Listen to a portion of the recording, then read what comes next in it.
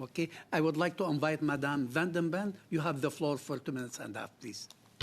I was going to share my time, but I'm not sure that we'll have time in 2 minutes. But I did want to start by telling you and all those that are with you, Canada is absolutely behind you, and the work that you are doing is going to go such a long way into making sure there is no impunity, which is so vitally important in order to really have a peace with justice when this is over.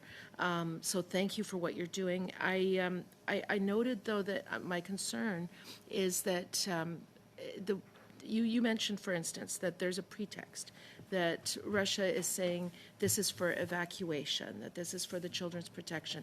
And, you know, these are arguments that they would continue to make, particularly in tribunals and courts.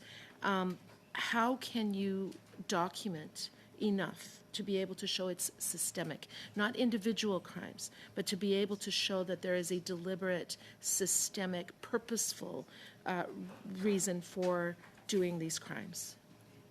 I will give you an example. For instance, when we liberated Kharkiv region, and when we start to interact with families whose children were transferred to Russia, they were pressed by occupation authorities to sign something like a power of attorney with blank piece of the person who will be somehow, how to say it, accompanying their children.